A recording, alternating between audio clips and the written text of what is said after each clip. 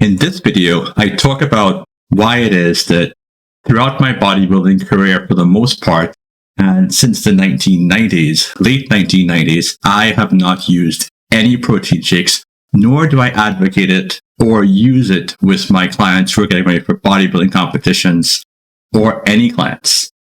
It's really something I completely stand against. And in this video, I'm going to talk about why I don't use them. And hopefully it helps you make a little bit of a more informed and less marketing oriented decision in terms of whether you should be using protein shakes or not. Roll the credits and stay tuned.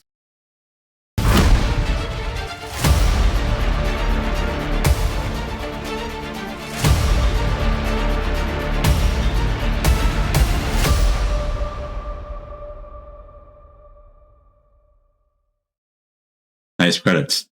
So today we're going to talk about why it is that I stopped using protein shakes. So just some background. When I started training in Trinidad, I was 125 pounds, 6 feet tall. Over the course from the age of 14 years old, when I started being painfully skinny, to 20 years old, just about 19, 20 years old, I went from 125 pounds to 198 and a half pounds in contest shape. Not just 198 and a half pounds off season, contest shape, pretty much cut. That's a significant amount of muscle mass that I put on. And during that period of time, I didn't have protein shakes. I was a teenager growing up in Trinidad. I didn't have access to any of those things. And I would read the magazines and really and truly think that one day I'll come to the United States, and I did at 20 years old. And I always felt that when I came here, I'd be able to have access to protein shakes and I'd be just like the guys in the magazines who were so much more developed than I was. Little did I know then that it was really, because they were on drugs and I wasn't on drugs and would never be on drugs. But the magazines really created for us back then this idea that, you really needed protein shakes to be successful as a bodybuilder. So much so that I completely ignored the fact that I had accomplished so much without even touching a protein shake. But when I came to the United States and I was in a position all of a sudden to have access to protein shakes and be able to afford protein shakes, I really expected that there would be this tremendous change in my physique, a tremendous change in my performance at the gym. And I don't think anything really happened. If anything, to be very honest, I got fat. I came to the US at 198 and a half pounds, as I said. And by the age of 24, 4 years later, I was 252 pounds. Before I started my preparations for my first natural bodybuilding contest here in the United States, I was 252. And it didn't feel good. I was having a protein shake every day. And I was eating with the idea, too, of trying to put as much muscle mass and mass in general as possible. The whole bulking up idea, which I do not advocate either. And haven't done as well since the late 90s. And I'm going to do a video about that as well.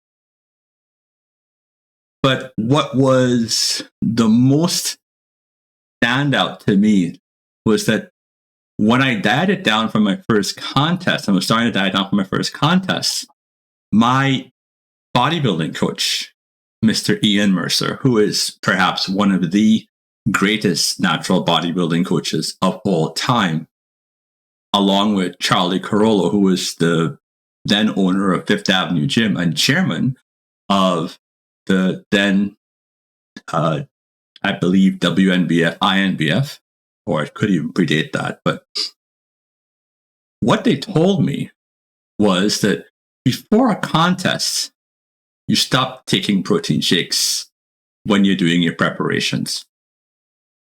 And that didn't make much sense to me because I said, well, I thought protein shakes were really an important part of, bodybuilding, and that you needed that extra protein to, put on muscle mass and everything else. And Ian Mercer, my coach, as I said, looked to me and said, no, before a competition, you take all those things out because it's not going to help you. You only eat solid food. Now, some background. Anything that Ian Mercer told me back then and even today, I just listen and go ahead with it because the man had literally decades of experience at the time when I met him. And I was just, had a couple of competitions under my belt. And I think one of the most important factors is being able to listen and learn from those who've gone before. And I've always had a certain reverence for those who I worked with. And I listened to him implicitly. And I stopped the protein shakes. And I cut down in a very legendary way from 252 pounds to my contest weight that I came in from my show at 209 pounds 3 months later. So I lost a lot.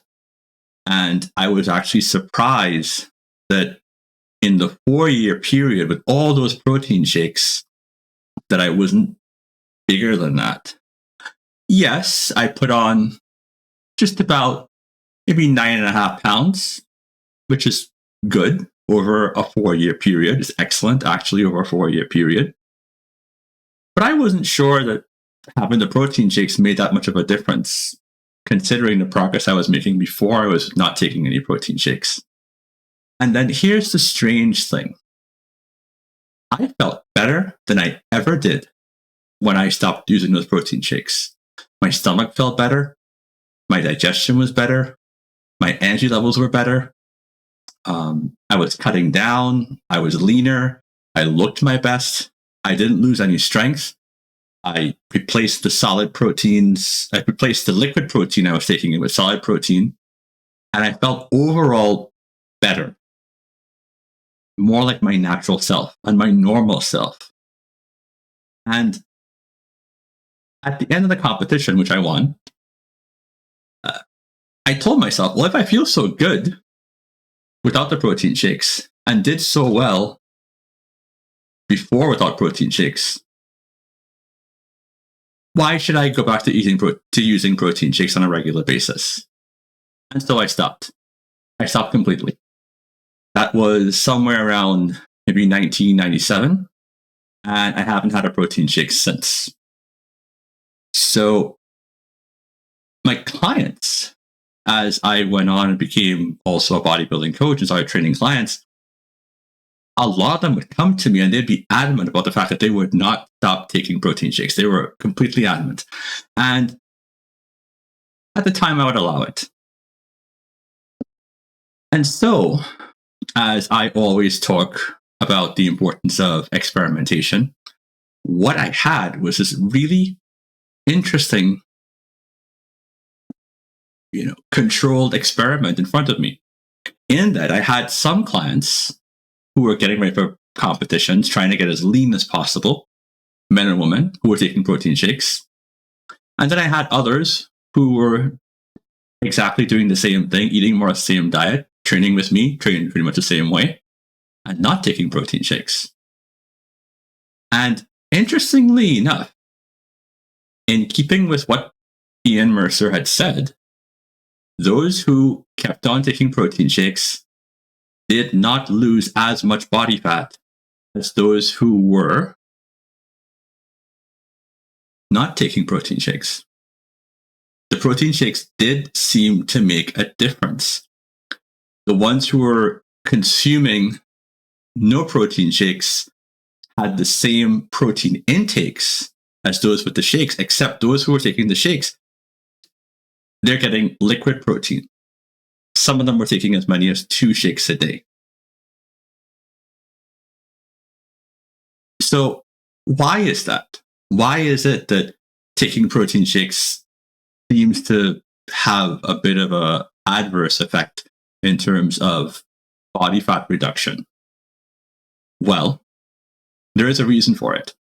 If we think about the molecular structure of fat, carbohydrates, and proteins, and how our body breaks down these macronutrients for our body to be able to use them, we can see a bit of an understanding of how it works. So, molecules of fat and molecules of carbohydrates, they pretty much are easily broken down. They're very much easily broken down by the body because it's not as complex a structure as protein. To break down protein, our body has to use more energy than it does to break down carbohydrates or fat. So, that being said, if I was to consume 200 calories worth of protein, and I was also able to consume 200 calories worth of either fats or carbohydrates, the amount of energy that my body would have to use to break it down would essentially create what's called a thermic effect. It increases your metabolism. Now, every food, even fats and carbohydrates, do have a thermic effect, but protein has the highest one because those molecular strands are so complex. And if you eat something like a chicken breast, your body has to break down that chicken breast into the individual essential amino acids, which then go into your bloodstream and your body can use. Your body can't use solid protein. Your body has to break it down into the individual amino acids. And that's important because that requires, like I said, energy and creates a thermic effect. So every time you eat a protein meal, a solid protein meal that is, your metabolism increases slightly as it breaks down everything into the individual amino acids. Now, if you're taking a pre-digested protein drink, it's a little bit different. Like the whey proteins, even from the vegan versions as well, it's just not the same. It's already broken down. So you're not going to have as much of a thermic effect. You're also going to get liquid calories. Liquid calories are a lot of calories coming in at the same time. And let's talk for a second about how our bodies are designed. Now, the only real liquid calories that the human body is designed to take in is that of human breast milk. And human breast milk is, by all means, and all milk is, a weight gain formula for young mammals. That's all it is. Breast milk is a weight gain formula for young mammals. Now, you think about something like whey protein shakes. It sounds, kind of complicated, but whey is a milk product. It is a milkshake. All the marketing in the world can't change that fact. It's still a milkshake. And as we know, our body, as we get older, is designed to take in solid foods, not liquid. Liquid calories coming in tend to be a problem for us because it's too much coming in at one point in time. When too many calories come in at one point in time, even though it's not high in fat, you still have that problem of your body's not designed to take in too many calories coming in at one time. So what does it do? It says too much coming in, either we use it as energy or we hold on to some of it. So I think as well that if you think about how it would work, the thermic effect from a protein shake is never going to be the same as what's going to happen eating solid food. And I've been able to prove it with clients. When clients switch from a liquid protein intake to the same amount of protein from solid foods, they do see a significant increase in muscle mass, strength, and decrease in body fat when or if they are trying to reduce their body fat levels. Protein shakes don't seem to be the best solution if you're trying to really maximize your muscle mass Or I would probably say if you're trying to lose body fat, especially so. It's interesting as well that so many fitness enthusiasts talk about the importance of being natural, eating natural foods and unprocessed foods. And I'm a big advocate as well. And looking back, it was one of the reasons too why I stopped using protein shakes, because there's nothing more unnatural than a protein shake. It doesn't exist in nature in any form whatsoever. And you can't take natural ingredients, put it together in an unnatural way, introduce something that's completely new to the human diet and say because it has natural ingredients, it's natural. It's not. That's not how it works. You can take all the organic products you want to make organic ice cream. It's still ice cream. It's still bad for you if you're thinking about trying to lose weight, if you're thinking about trying to watch, your caloric intake. The same applies to protein shakes. The other thing that was very troubling was that as I became more involved in the bodybuilding world, I was able to see a bit of dissonance between what people said they took and what they really took. I personally knew several bodybuilders who were huge endorsers of different protein shakes, and they never took a protein shake in their lives. They sold it, but they never took it. And myself, as I became more and more involved and more successful in bodybuilding myself, I got contacted by several brands, and they would ask me, would you, endorse our brand in exchange for, usually they would offer free products, which I wasn't interested in because I don't do supplements at all. And in some cases, they would offer some money for it. And my response was always, well, I don't really believe in taking protein shakes. And they were always saying in every single piece of correspondence we ever had, that it didn't matter. I didn't have to use the protein shakes.